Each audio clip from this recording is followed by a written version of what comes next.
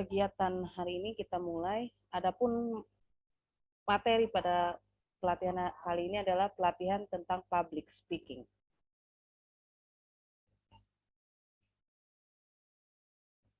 Oke, kenapa sebelum kita masuk ke selanjutnya, sebetulnya kenapa sih manusia itu butuh berkomunikasi? Bagaimana sebetulnya konsep dasar dari komunikasi? Apakah kalian pernah mendengar apa itu public speaking? Lalu pernahkah kalian menyadari seberapa besar sih kemampuan Anda untuk berbicara? Lalu apa saja hambatan dalam berbicara dan bagaimana menjadi pembicara yang baik? Sehingga tujuan dari kegiatan ini adalah meningkatkan pemahaman tentang public speaking itu sendiri, meningkatkan rasa percaya diri, dan mampu melakukan public speaking secara efektif. Alasan mengapa seseorang itu harus menguasai public speaking, apalagi Anda sebagai seorang pelatih itu harus bisa menjadi seorang public speaking. Kenapa? Karena Anda harus bisa menyampaikan materi-materi terkait program latihan, kemudian hasil prestasi, dan penyampaian itu tidak hanya diberikan kepada atlet saja, tetapi juga mungkin nanti kepada laporan Anda kepada para pengurus seperti KONI, mungkin PB, mungkin Pengda, atau klub, kepada orang tua sendiri bagaimana perkembangan hasil dari anak atlet yang Anda latih. Nah, banyak orang sukses berawal dari good speaker. Ya, lalu tuntutan zaman dan teknologi. Jadi dengan adanya tuntutan zaman dan teknologi, maka mewajibkan Anda harus bisa menguasai yang namanya public speaking. Lalu tuntutan profesi. Dan yang tentunya yang terakhir adalah persaingan. Siap untuk bicara? Coba teriak semua. Saya bisa bicara. Aktifkan dulu semuanya. Saya bisa bicara. Saya bisa Saya bicara. bisa bicara. Bicara. Saya bisa bicara. Ya, oke. Nah, kenapa manusia butuh berkomunikasi? Karena manusia berkomunikasi itu adalah untuk menyampaikan keinginan dalam mencapai tujuan. Ya, komunikasi adalah jalan menyelesaikan masalah, walaupun masalah bisa disebabkan karena kesalahan dari komunikasi itu sendiri. Nah, tipsnya, hal terpenting dalam persiapan untuk melakukan public speaking adalah membangun rasa percaya diri, mengendalikan rasa takut, dan mengendalikan emosi kita. Jadi ketika Anda mau melakukan public speaking atau berbicara di depan orang, yang pertama yang harus dibangun itu adalah rasa percaya diri bahwa Anda mampu, bahwa Anda menguasai materi yang ingin Anda sampaikan. Lalu yang kedua, mengendalikan rasa takut. Ya, rasa takut mungkin salah dalam penyampaian atau segala macam, ya, jadi harus Anda kuasai. Lalu mengendalikan emosi kita, jangan juga penyampaiannya selalu menggunakan emosi yang berlebihan. Nah, sebetulnya bagaimana sih konsep dasar dari komunikasi? Ya, intinya adalah konsepnya itu adalah bagaimana menyampaikan pesan atau ide dari seorang komunikan kepada seorang komunikator, ya. Jadi teknik komunikasi itu adalah seni menyampaikan pesan secara efektif. Nah, bagaimana Anda sebagai nanti seorang pelatih ataupun guru olahraga menyampaikan pesan yang efektif kepada anak didik, anak pelatih, atau atlet, atau orang tua, ataupun pengurus, atau mungkin kepada official yang lain. Nah, faktor penting dalam menyampaikan pesan, yang pertama adalah kualitas suara. Jadi, ketika Anda mau melakukan public speaking atau menyampaikan dalam pesan, yang pertama harus diperhatikan adalah kualitas suara. Suara Anda harus jelas terdengar, jangan suaranya terlalu pelan sehingga akhirnya orang tidak bisa mendengarkan apa yang Anda sampaikan. Lalu kedua, bahasa dan kata-kata yang digunakan. Anda harus bisa menyesuaikan di mana tempat Anda menyampaikan pesan itu, ya. Contoh, kalau misalnya kepada anak atlet untuk usia, katakan usia 5, kemudian Anda mau menyampaikan untuk usia 12, untuk menyampaikan usia 17, tentu bahasa dan kata-kata yang Anda gunakan itu sangat berbeda. Ya, tidak bisa Anda pukul rata semua. Sama ketika Anda menjadi guru olahraga, nggak bisa Anda menggunakan bahasa dan kata-kata yang digunakan untuk mengajar anak SD itu sama dengan saya mengajar anak kuliah, gitu. Atau saya mengajar sama dengan orang tua, itu tidak bisa. Lalu penampilan, begitu juga dengan penampilan. Penampilan ini harus disesuaikan. Jangan ketika ibaratnya kalau kata anak-anak sekarang itu saltum ya, salah kostum. Jangan sampai Anda melakukan salah kostum. Umpama ketika Anda harus menyampaikan paparan program latihan atau hasil prestasi di Pengda atau PB, maka Anda menggunakan celana pendek atau kaos ya, jangan. Tapi disesuaikan. Tapi kalau Anda melakukan umpama di lapangan atau di kolam renang, Anda pakai pakaian jas, ya enggak juga. Jadi disesuaikan. Lalu yang selanjutnya adalah komunikasi nonverbal. Nonverbal di sini yang dimaksud adalah salah satunya adalah bahasa tubuh. Bahasa tubuh Anda itu harus menyesuaikan dengan kata-kata dan bahasa yang digunakan. Jangan sampai Anda mau ngomong tentang kita harus bahagia tapi muka Anda ya. Lalu yang terakhir adalah persiapan mental ya. Sebetulnya ketika Anda melakukan berbicara di depan itu sama juga ketika Anda akan bertanding. Anda tentu pernah merasakan nih bertanding bagaimana menghadapi lawan.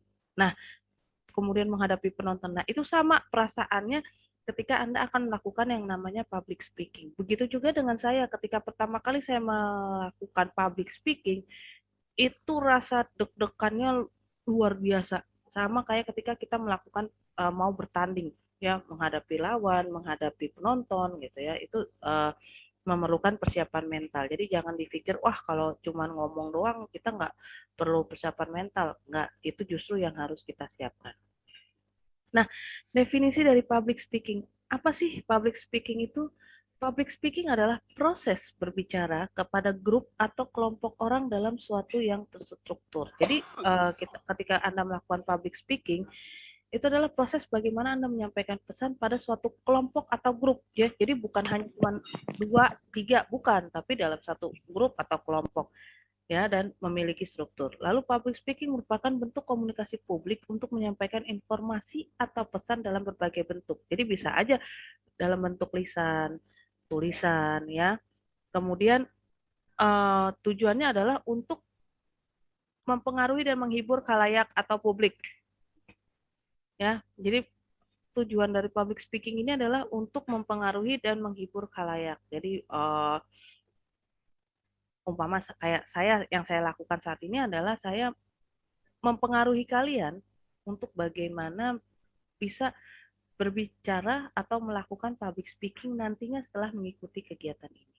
Diperlukan beberapa elemen seperti satu, kita harus bisa memahami audiens. Bagaimana sih audiens kita? Jadi sebelum kita mau melakukan berbicara di depan umum, kita harus pahami dulu audiensnya. Jadi kita harus tanya dulu nih kepada penyelenggara, siapa sih audiensnya? Untuk berapa orang, kemudian umurnya berapa, lalu profesinya apa, itu perlu. Kenapa? Karena tadi yang saya bilang di awal bahwa ketika melakukan public speaking kita harus tahu yang namanya apa bahasa dan kata-kata yang akan digunakan. Itu yang harus diketahui. Jadi harus disesuaikan bahasa dan kata-kata yang digunakan dengan audiensnya. Lalu persiapan materi, itu pasti materinya harus disiapkan. Bagaimana membuat PowerPoint yang menarik ya. Jangan sampai membuat PowerPoint itu kalian memindahkan Word menjadi PowerPoint. Jadi semua isinya tulisan aja. Enggak. Ya, jadi bagaimana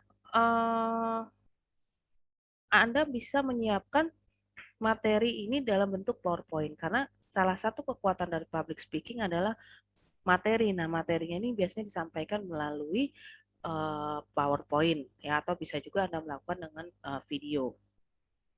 Lalu keyakinan diri tadi, percaya diri ya, mental. Bagaimana Anda bisa mempersiapkan diri Anda harus bisa melawan rasa takut, meningkatkan rasa percaya diri gitu ya.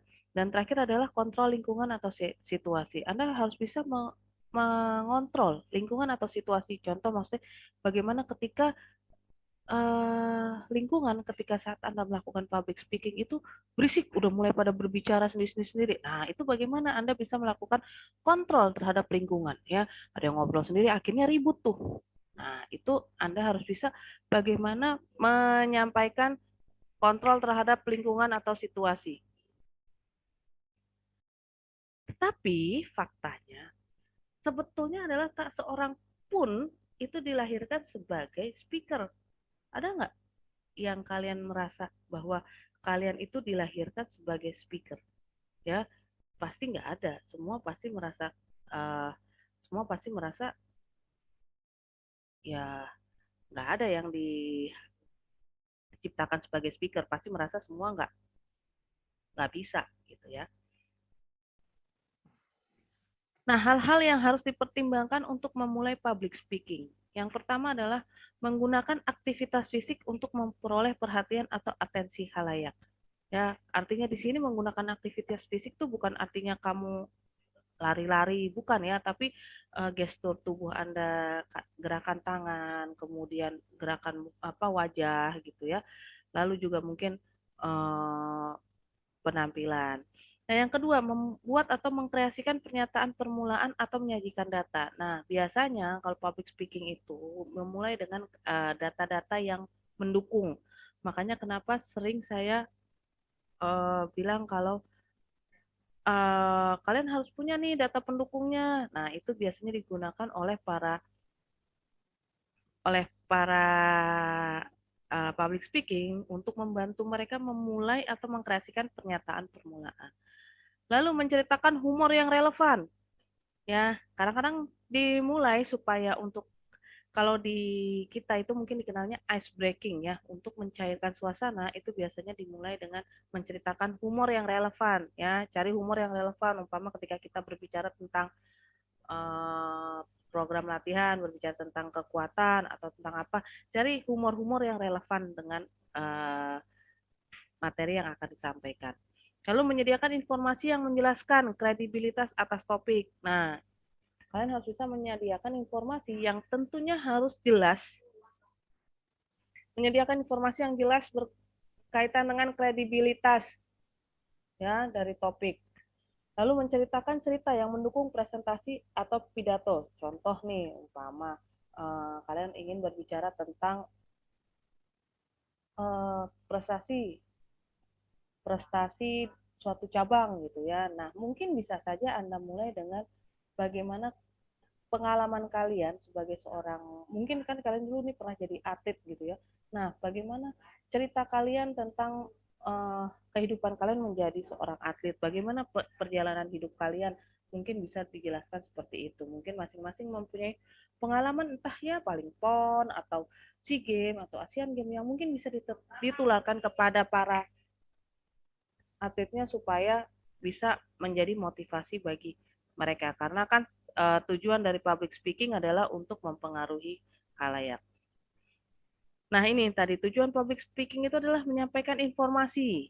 Ya, yang pertama tuh menyampaikan informasi, artinya ketika Anda mempunyai hasil, nih Bapak Ibu, hari ini saya akan menyampaikan hasil pertandingan anak-anak selama dalam kurun waktu 1 tahun umpama. Ya, jadi mungkin bisa Anda sampaikan seperti itu. Nah, kemudian kedua untuk menghibur audiens. Ada juga yang untuk menghibur audiens, umpama ketika anak-anak lelah, kita mengadakan suatu pertemuan untuk berkumpul. Nah, itu bisa juga menghibur audiens ya. Contohnya ketika Anda melakukan apa itu ya, stand up comedy. Nah, itu salah satu contoh untuk melakukan cara menghibur audiens. Lalu yang terakhir adalah mempengaruhi audiens. Nah, mempengaruhi audiens ini biasanya dilakukan oleh orang-orang marketing nih biasanya ya, bagaimana mereka bisa membeli produk mereka. Nah, jangan salah Bu, olahraga kan nggak ada marketing. Ya jangan salah, kata siapa nggak ada. Kalau kamu mau cabang olahraganya diminati orang, ya kamu harus bisa melakukan public speaking. Bagaimana bisa mempengaruhi masyarakat untuk bisa bergabung dengan cabang olahraga yang kamu geluti saat ini. Kalau kayak bulu tangkis, nggak mungkin bulu tangkis dikasih untuk dipengaruhi. Mereka nggak perlu dipengaruhi juga udah malah ikut ya. Tapi ada beberapa cabang, contoh umpama kayak gulat, atau mungkin cabang-cabang baru kayak petang ya. Itu mungkin perlu uh, apa ya, perlu suatu gebrakan dari public speaking yang bisa mempengaruhi audiens untuk bergabung dengan cabang mereka. 3 faktor penentu atau 3 faktor pembentuk speaker. Yang pertama lahir, ya mungkin memang ada yang dari lahir sudah bisa ya mungkin, tapi ya jarang sih ya, mungkin 1% lah yang bisa menjadi speaker. Nah, yang kedua ini adalah lingkungan ya. Lingkungan ini mungkin yang memang orang tuanya atau mungkin kakak adiknya atau keluarganya yang memang eh, bisa melakukan public speaker ya, atau contohnya ya kayak saya seperti ini, saya dibentuk oleh lingkungan saya adalah saat ini mungkin sebagai salah seorang dosen yang dimana saya harus mempunyai kemampuan untuk melakukan public speaking-nya, terutama mungkin di depan mahasiswa saya dan salah satunya di depan Bapak Ibu sekalian semua.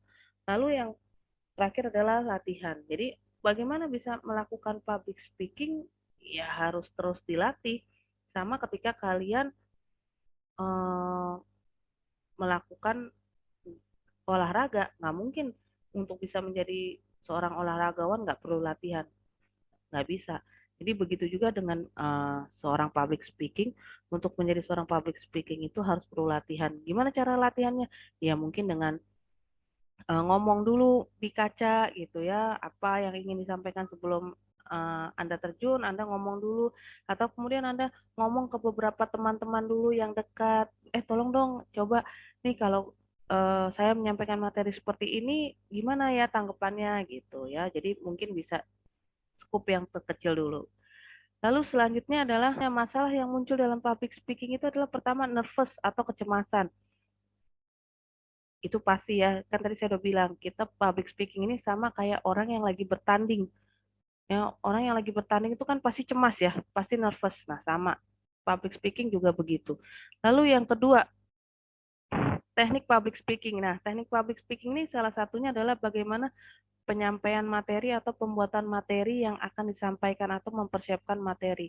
Ya, tentunya seperti yang saya lakukan saat ini, saya mempersiapkan materi ini cukup lama karena eh, bagaimana saya harus bisa mempertimbangkan apakah pesan yang saya sampaikan ini terkait tentang public speaking itu dapat dicerna oleh para audiens saya ya, dan mudah-mudahan tentunya bisa dicerna, dan mungkin nanti di akhir acara akan saya berikan uh, post test tentang materi public speaking itu sendiri. Lalu yang terakhir adalah penguasaan materi. Dalam melakukan teknik public speaking ini ada 4 ya. Yang pertama variasi suara ya, variasi suara. Karena Bapak Ibu harus tahu bagaimana teknik melakukan variasi suara. Jadi jangan dari awal sampai akhir itu datar ya. Harus ada intonasinya lah. Ibarat kata kalau lagu ada pitch control ya. Kalau kata orang apa sih yang suka komentator dari musik-musik itu ya, itu kita harus ada pitch control. Lalu yang kedua ekspresi wajah. Nah, ekspresi wajah ini sama, nggak boleh mukanya datar. Bapak Ibu coba perhatikan orang-orang yang melakukan public speaking, seperti mungkin salah satunya gampang motivator lah, kayak siapa ya?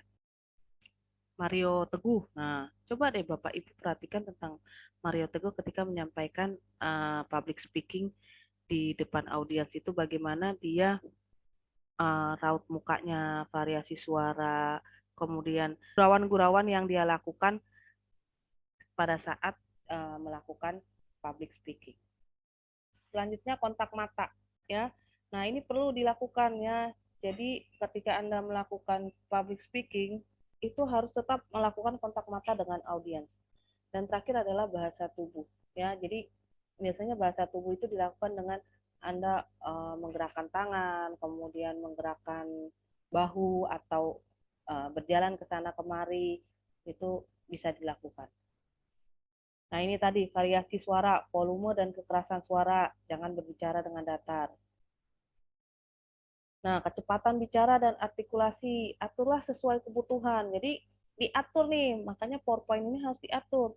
Saya mau berbicara berapa menit, maka PowerPoint yang saya siapkan harus berapa menit, lalu eh, berapa waktu yang saya perlukan untuk setiap slide-nya. Ya. Bicara cepat biasanya menunjukkan antusiasme dan urgensi. Jadi kalau Anda kecepatan itu bisa diatur. Kalau Anda mau cepat, cuman mau nunjuk, kalau Anda tuh antusias.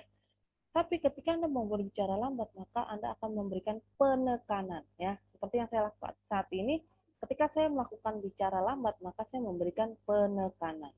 Nah, lalu memberikan jeda dalam memberi penekanan. Jadi, ketika Anda melakukan public speaking, aturlah kecepatan berbicara Anda dalam menyampaikan materi.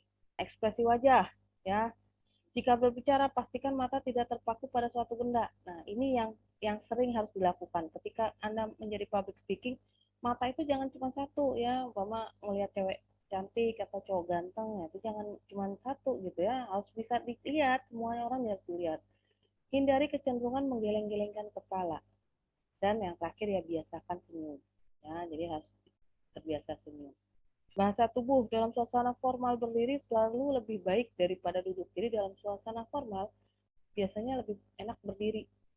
Ya, biasanya kalau saya melakukan ini karena kita melakukannya melalui daring, tapi kalau dengan secara offline saya biasanya lebih senang dengan melakukannya secara berdiri.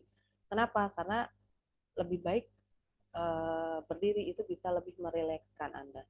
Gunakan tangan untuk memegang alat bantu ya. Jadi kalau Anda menggunakan mikrofon itu jangan ditaruh mikrofon yang Anda bawa aja, Anda pegang terus Anda bawa kemana-mana. Jadi lebih membuat Anda rileks. Nah, tetapi berjalan mondar-mandir tidak dianjurkan ya. Bayangin aja kalau Anda ngomong 1 jam, Anda mondar-mandir kan pegel juga. Jadi untuk berjalan mondar-mandir itu tidak dianjurkan. Oke, sekian materi dari kegiatan ini. Mungkin ada yang mau bertanya? Ada yang mau bertanya? Silahkan. Assalamualaikum Bu. Waalaikumsalam. Silahkan. Ada yang mau bertanya? Izin bertanya Bu, Ya. bagaimana sih Bu mengatur intonasi suara saat kita lagi public speaking itu? Contohnya seperti apa ya Bu ya? Terima kasih Bu. Maaf, dengan siapa ini? Oh ya maaf, nama saya Sigit Muhammad Yusuf Bu. Ya. Oke, baik. Itu ketika Anda mengatur tinggi rendahnya suara, itu yang bisa mengatur Anda berdasarkan latihan ya. Jadi contohnya gini, ketika saya melakukan public speaking, saya akan mengatur contoh nih ya. Baik, bismillahirrahmanirrahim. Assalamualaikum warahmatullahi wabarakatuh. Nah, mungkin di saat pembuka. Jadi memberikan suatu penekanan bahwa memberikan semangat gitu ya. Selamat pagi Bapak Ibu. Bagaimana kabarnya semua hari ini? Sehat-sehat semua kah? Kemudian ada saat yang kita harus mungkin intonasinya sedikit direndahkan ketika mungkin penutup ketika kita mau membaca doa. Ya Bapak Ibu, mungkin kita bisa menundukkan sedikit kepala kita untuk mengenang jasa para pahlawan gitu ya. Begitu ya. Jadi intonasi itu kita lihat dari kapan kata atau bahasa yang kita gunakan perlu kita berikan penekanan. Tadi artikulasi bicara cepat, lambat itu perlu. Disitulah kita mainkan suara kita juga. Ya, jadi kalau kita bicara cepat ya ngapain bicara cepat suaranya kenceng gitu ya. Tapi kalau lambat kita bisa berikan suara yang agak keras. Kenapa? Kita mau memberikan penekanan. Gitu. Jadi gini, Bapak Ibu, ketika saya berbicara public speaking, kalian harus jawab, saya siap bicara. Siap? Nah, gitu ya. Jadi ada sedikit penekanan yang tinggi ketika Anda mau melakukan supaya bagaimana si audiens itu tertarik untuk mengikuti apa yang Anda perintahkan. Oke? Silakan, ada lagi yang mau ditanyakan? Saya Bu, izin bertanya Bu. Ya, namanya apa? Silakan. Nama saya TB Amar Fauzi. Izin bertanya Bu. Kan kita dalam public speaking itu beberapa dari kita ada yang di tengah pembicaraan itu ada kayak suka kayak gitu. Itu kan kayak kurang enak didengarnya ya Bu. Nah itu cara mengatasinya gimana Bu? Apakah ada treatment khusus yang harus dilakukan atau gimana Bu? Makasih, Bu. Ya, sebetulnya kata kita penggunaan itu satu mungkin karena kebiasaan kita, ya, atau yang kedua tadi karena kesiapan dari mental kita, ya. Kita tadi saya udah bilang ketika Anda mau bertanding, Anda harus mempersiapkan mental. Sama ketika Anda melakukan public speaking, Anda harus mempersiapkan mental dulu. Jadi mental tadi yang nervous, yang kemudian tegang, yang ketakutan, itu Anda harus kontrol dulu. Lalu yang kedua adalah Anda harus bisa menguasai materi, menyiapkan materi. Jangan sampai materi yang Anda siapkan itu tidak sesuai atau melenceng atau tidak tepat dengan audiens. Makanya sebelum kalian kalau menjadi nanti public speaking, yang pertama kali Anda tanya adalah audiensnya siapa, ya. Kemudian umurnya berapa. Itu penting. Ketika Anda mau melakukan public speaking, tahu-tahu yang diundang ternyata adalah anak-anak kelas 1 2, tapi Anda menyiapkannya untuk materi anak kelas 1 SMP. Tentu itu sangat berbeda.